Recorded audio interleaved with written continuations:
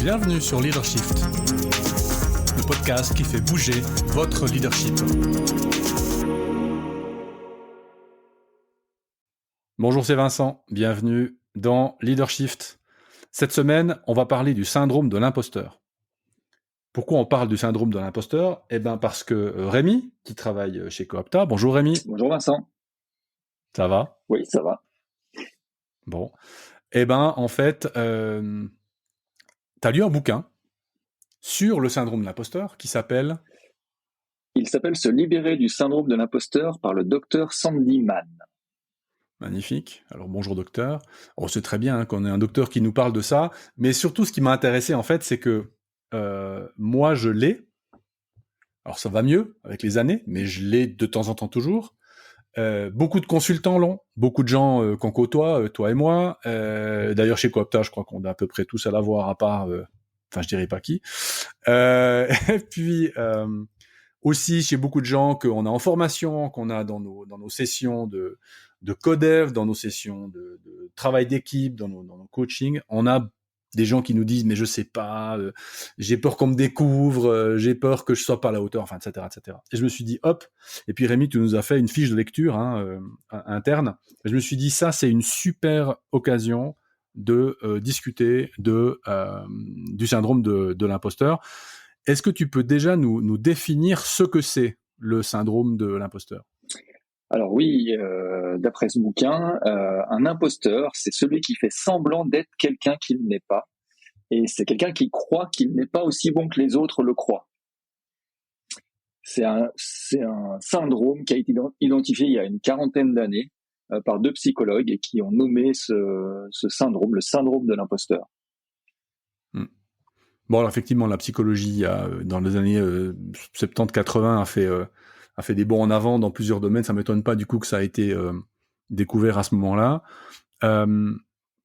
Alors là, on a la définition. Donc, l'imposteur, c'est celui qui prétend être quelqu'un qu'il n'est pas. Et du coup, la personne qui a le syndrome de l'imposteur, c'est la personne qui se dit j'ai peur qu'on découvre que je sois un imposteur ou qu'on pense que je sois un imposteur. Qu'est-ce qu'il en dit ce bouquin, Dr Mann, et il ou elle en dit quoi finalement de ce syndrome de l'imposteur ? Alors elle dit déjà un truc intéressant, c'est que 70% de la population, des personnes, souffrent de ce syndrome au moins une fois dans leur vie. Donc finalement, on n'est pas tout seul à se sentir un imposteur. Ce que j'ai aimé dans son bouquin, c'est qu'on peut identifier 3 caractéristiques qui représentent le syndrome de l'imposteur. La première, c'est de croire que les autres surestiment nos capacités, qu'on a peur d'être découvert par les autres comme étant un imposteur. Et puis aussi, et ça m'a beaucoup parlé, qu'on a tendance à attribuer ses réussites à des facteurs externes, par exemple comme la chance. Okay. Ouais, c'est exactement ça. Ouais. Alors, nos auditeurs, nos auditrices se reconnaîtront ou pas, mais c'est marrant parce que il y a quelques temps de ça, on parlait de la boîte et de comment ça se passait. Je dis j'ai engagé 2 personnes, machin, super, machin. Bon, ça marche super bien là pour ta boîte. Et puis je dis je sais pas, oui, peut-être. Et puis il dit mais tu dois être vachement fier. Puis j'ai dit mais tu es fier de quoi ? J'ai eu de la chance. Donc j'ai dit exactement les mots que Madame Mann nous donne en fait. C'est cette idée que non mais moi j'ai eu de la chance. Je suis une petite feuille ballottée sur une grande rivière quoi. Ouais. Donc ça c'est assez standard en fait. Exactement, ouais. Ce que je peux te dire Vincent aussi, c'est que en faisant ce podcast avec toi, j'ai le syndrome de l'imposteur. Je me dis mais qui je suis pour venir parler de ce syndrome-là, alors que je ne suis pas médecin, je ne suis pas psychologue. Et quand tu m'as proposé de faire un podcast, je me suis dit oh là là, mais c'est pas à moi de faire ça quoi. Ouais. Non, puis moi j'ai un podcast, je suis qui pour avoir un podcast 200, ça va être 210 celui-là je crois. Épisode 210, qui je suis pour faire 210 épisodes de podcast ? Absolument personne. Mais c'est ça qui est beau dans l'histoire. C'est qu'on est personne, toi et moi, mais on est quelqu'un quand même. Donc on essaie de jouer avec ça. Donc redis-nous les 3. 1. Croire que les autres surestiment mes capacités.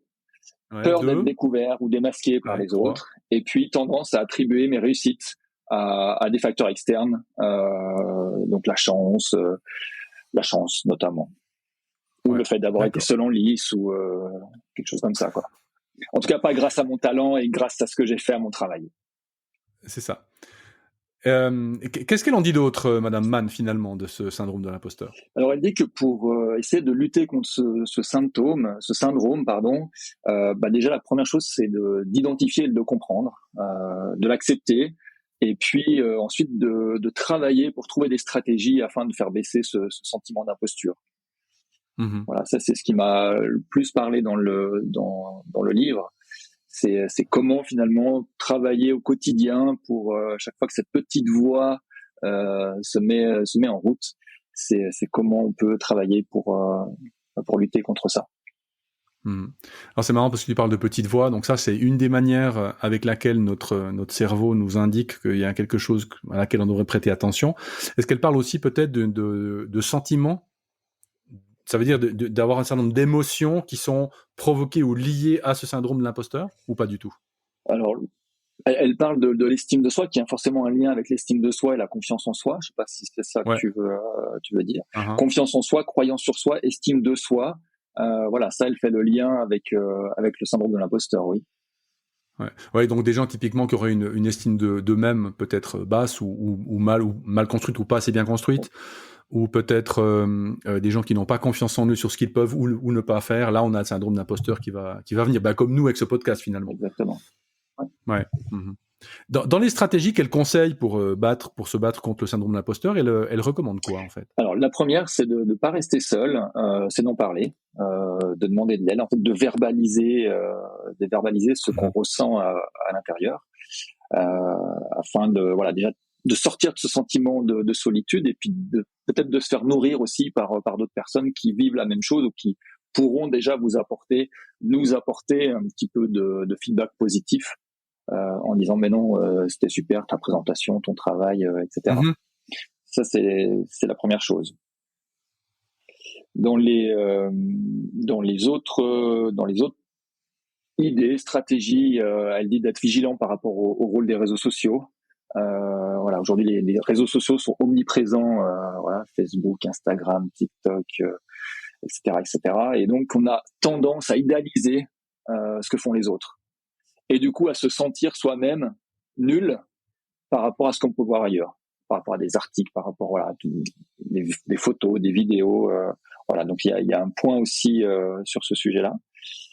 Voilà, deux que j'ai retenu. Mm-hmm.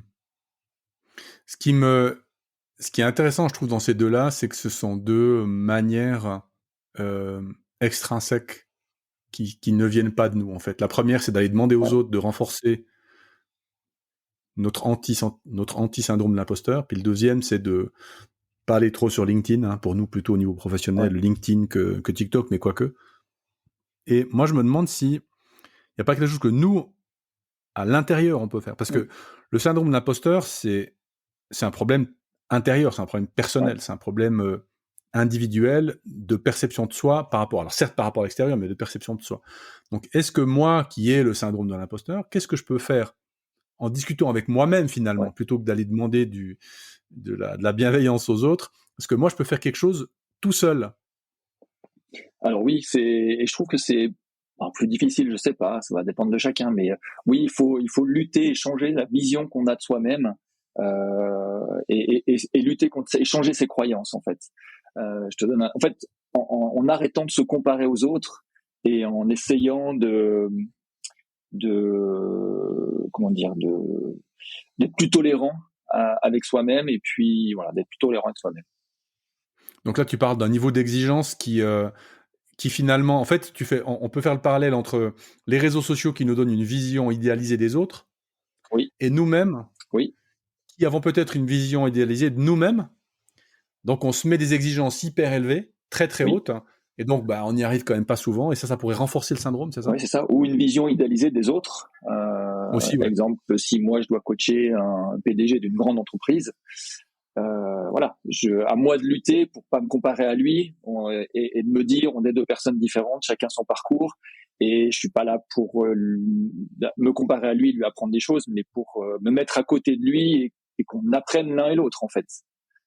Voilà, il y en a la notion de supérieur inférieur, c'est voilà, je me dis plutôt d'essayer de se ramener à un niveau d'égalité, au même niveau l'un et l'autre pour faire baisser ce sentiment-là.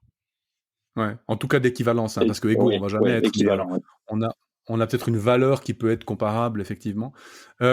Toi, tu fais comment en fait? Pour lutter contre le syndrome de l'imposteur? Ouais. Et ben, je me parle à moi-même. Premièrement, je me parle à moi-même.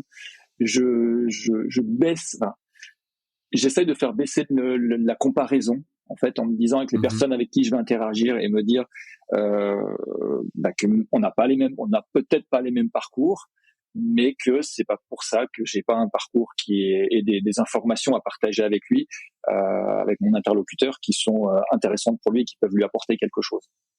Voilà, ça c'est la première chose. La deuxième chose également, c'est que j'essaie de changer mon positionnement. En fait, voilà, je veux pas me positionner comme quelqu'un qui veut forcément apporter quelque chose, mais on emploie souvent entre nous le mot de facilitateur, de connecteur, et ça aussi en me disant que je suis là pour relier les choses, relier les gens à quelque chose. Ça, voilà, ça m'aide à faire baisser cette exigence et cette exigence que j'ai et cette pression qui peut monter quelquefois en moi. Ouais, c'est pareil. C'est intéressant parce que je disais au début de cet épisode que moi je l'ai aussi, je l'avais beaucoup plus avant que maintenant, parce que quelque part c'est marrant, il y a une espèce de validation externe au fait que l'entreprise fonctionne bien. Donc quelque part je me dis ah bah oui, ok, ça veut dire que je suis pas un si grand imposteur que ça, je suis un petit imposteur, bon d'un mètre 95, mais ça c'est une question. Mais quand je ressens ça, typiquement le pire pour moi, c'est aller sur LinkedIn et puis regarder tous ces mecs qui font des posts avec, tu vois, ils se lèvent à 4 heures du matin, ils bouffent des graines, ils courent 80 km en 2 minutes. Enfin, c'est une espèce de superwoman ou superwoman. Et en fait, alors j'arrête d'aller sur LinkedIn, déjà, ça me simplifie les choses. Alors, j'ai un peu évité le problème, tu me diras. Mais l'autre chose que je fais, je me dis, mais finalement, qu'est-ce qui fait que c'est un problème pour moi? Enfin, lui, il mange ses graines, il fait ses courses, tant mieux pour lui, c'est bien. Il fait ce qu'il veut. Mais qu'est-ce qui déclenche chez moi le fait que je pense que je devrais faire pareil? Parce que ben non, moi je suis pas un coureur, puis j'aime pas les graines.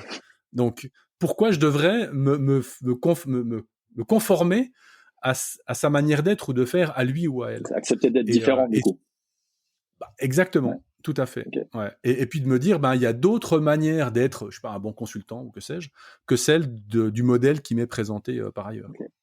Ce que je me dis aussi des fois, Vincent, quand ça trottine dans ma tête, j'essaie de me remémorer mes succès du passé, des coachings qui ont marché, des formations que j'ai déjà animées sur le sujet qui se sont très bien passées. Donc il n'y a aucune raison que cette fois-ci, parce que le public est différent ou parce que c'est la première fois dans telle ou telle société, ça se passe mal. Donc s'appuyer sur ces expériences passées, sur ces réussites et ces succès passés.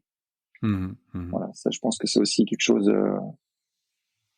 pour lutter. C'est sur cette petite voix qui dit ça va pas aller, je suis pas prêt, etc. On n'est jamais prêt en plus, mais c'est intéressant. J'avais fait il y a très longtemps un épisode de podcast suite à une discussion avec une copine. Bonjour Claire, qui me disait mais t'as confiance en toi? Puis je dis écoute, ça dépend des jours, ça dépend des sujets, ça dépend avec qui. Et puis elle me dit mais moi j'ai l'impression c'est pas toujours bien d'avoir confiance en soi. Puis je dis vas-y, tu m'intéresses. Et puis en fait elle m'a convaincu, mais j'étais d'avance assez d'accord avec elle que la confiance ça peut être un peu un mirage. Ça veut dire que ne pas avoir confiance, c'est aussi ce qui peut nous aider à avancer, à progresser, à nous améliorer, à chercher qu'est-ce qui marche pas, etc. Alors tu vois le gars qui baronne un peu, il cherche rien du tout, il est curieux sur rien du tout, et en fait il va s'encrouter, c'est la mort ce truc-là, quoi. Donc moi je me dis, finalement, avoir un petit syndrome de l'imposteur, c'est peut-être pas mal. Ouais. Alors, je suis d'accord avec toi, et le bouquin le dit, il y a quand même des aspects positifs. Les imposteurs, ceux qui ont les imposteurs, ceux qui ont le syndrome de l'imposteur, en fait ils bossent dur, et c'est des perfectionnistes, ils font du bon boulot. Parce que justement, ils veulent pas être démasqués, ils veulent être à la hauteur de ce que de ce qu'on attend d'eux. Enfin, voilà. Donc, ils sous-estiment leur travail et ils bossent pour être prêts et pour qu'on les découvre pas, en fait, et qu'on ne découvre pas leur, entre guillemets, incompétence. Ouais. Donc, jamais tu verras que je suis un imposteur. C'est un peu ça le motto, quoi. ouais. Ouais. Alors avec la limite du burn-out, évidemment, Ouais. parce que ça veut dire que c'est l'effort infini. Ouais. Du coup, ça peut créer effectivement de la surcharge de travail, du perfectionnisme côté négatif, et puis de travailler tard, travailler beaucoup, et de jamais être satisfait finalement. Ouais, la charge mentale. Ouais. Donc là, c'est vrai que la recalibration, le recalibrage, je sais pas comment on dit, des attentes dont tu parlais, ça, je pense que c'est peut-être un des mécanismes super importants pour nos auditeurs auditrices qui se sentent peut-être imposteurs. C'est voilà, commencer par identifier les exigences et d'où elles viennent, et puis travailler là-dessus. Rémi, qu'est-ce que tu as envie de dire aux gens qui pourraient se sentir imposteurs ou avoir le syndrome de l'imposteur? Ouais, en synthèse, je redirais les trois stratégies. La première, c'est de s'appuyer sur son passé, sur ce qui a réussi avant, ce qui a déjà marché. La deuxième, ne pas faire de comparaison, ne pas se comparer avec les personnes avec qui vous allez interagir, être en formation ou en réunion, etc. Et la troisième, je sais plus, peut-être être vigilant sur les réseaux sociaux. Les réseaux sociaux sont des mirages. Voilà, on publie que ce qui est beau, ce qui a réussi, et rarement ce qui est moche et à rater. Donc voilà, ne vous fiez pas à ce que vous voyez sur LinkedIn. Enfin, regardez, mais voilà, ne croyez pas tout. Ouais. Et c'est un mot de la fin qu'on prendra comme un mot de la fin. Merci beaucoup, Rémi. Merci à toi, Vincent. À bientôt. À la semaine prochaine. Ciao. Ciao.